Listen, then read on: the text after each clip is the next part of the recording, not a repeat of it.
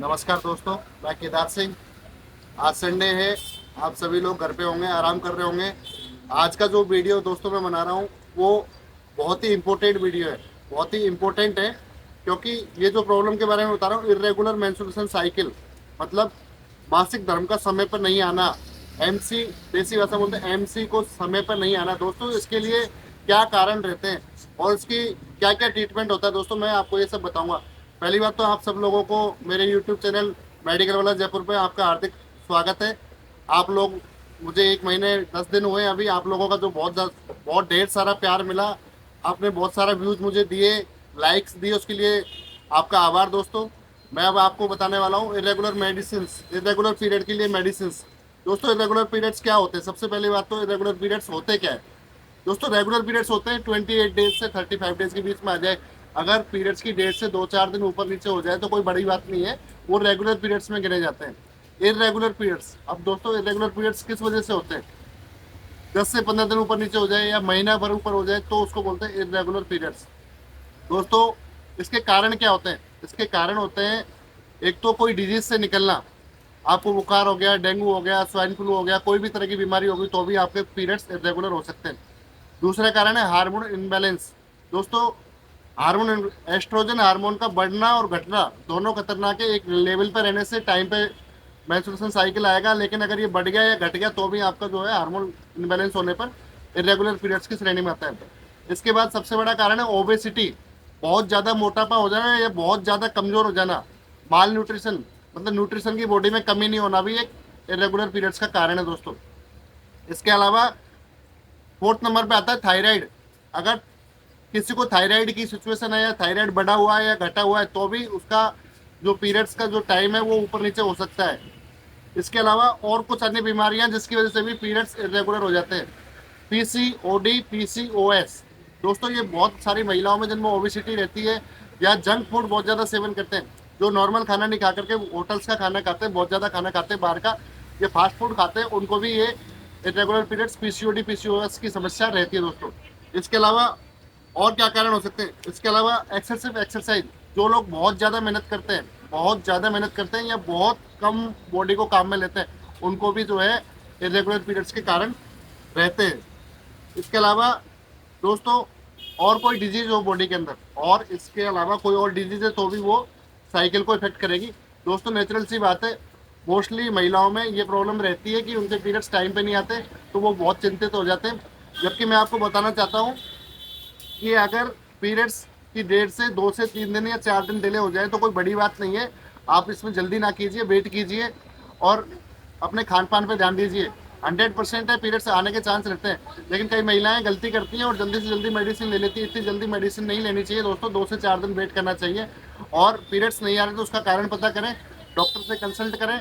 Doctor आपको test लिखेगा, उसका पता करेगा कि किस तरह किस कारणवश पीरियड्स नहीं आ रहे हैं।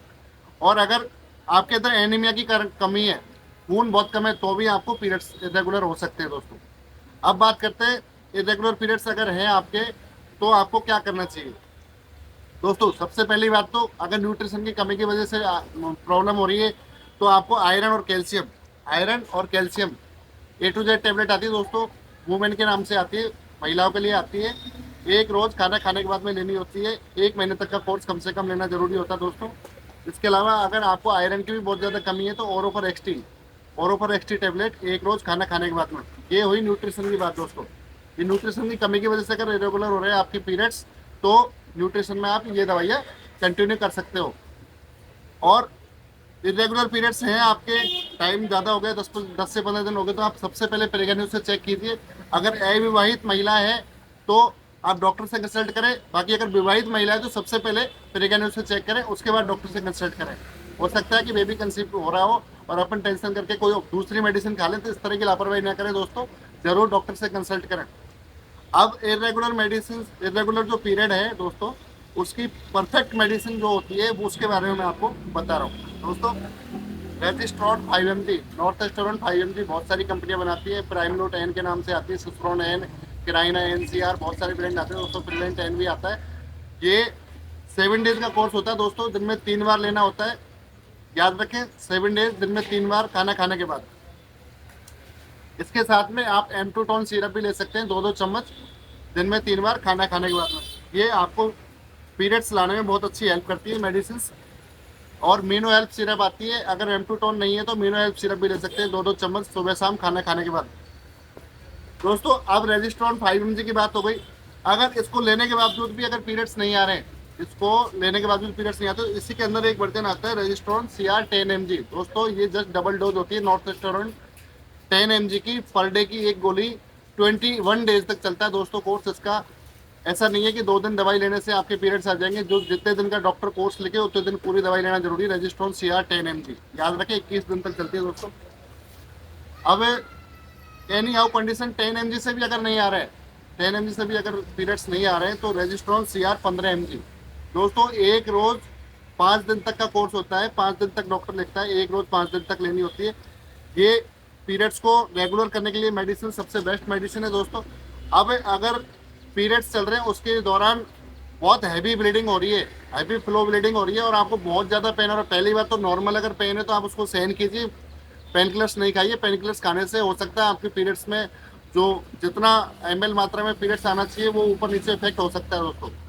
अब अगर आपको बहुत ज़्यादा पेन हो रहा है, हैवी ब्लीडिंग हो रही है, तो दोस्तों ट्रेपिक MF या ट्रेनेक्सा MF टैबलेट दिन में 3 बार, बहुत ज़्यादा हैवी ब्लीडिंग है और थोड़ी सी हैवी से अगर सेकेंड लेवल की ब्लीडिंग हो रही है तो आप दिन में 2 बार भी ले सकते हैं दोस्तों। याद रखें ट्रेपिक MF या इथाम से 500 आती है, ट्रेपिक E आती है, वो भी आप ब्लीडिंग कंट्रोल करने के लिए ले सकते हो दोस्तों।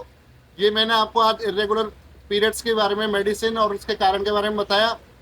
अब आपको नेक्स्ट वीडियो जो मैं आपको और अच्छी कोई इस तरह की बीमारी जो चल रही है बहुत ज़्यादा फैली हुई है उसके बारे में मैं आपको मेडिसिन के बारे में वीडियोस और नॉलेज लेकर के आऊँगा।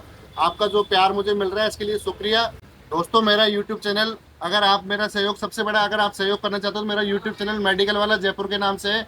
इसको दोस्तों लाइक एंड सब्सक्राइब करें, शेयर करें ज़्यादा से ज़्यादा, जिससे लोगों को मेडिसिन के बारे में इन्फॉर्मेशन पहुँचे दोस्तों। मैं चाहता हूँ कि सब लोग मेडिसिन के बारे में इंफॉर्मेटिव हो जाए और लोगों को जैसे में ना आए, हर दवाई के बारे में हर आदमी को पता हो कि कौन सी दवाई किस काम में आती है।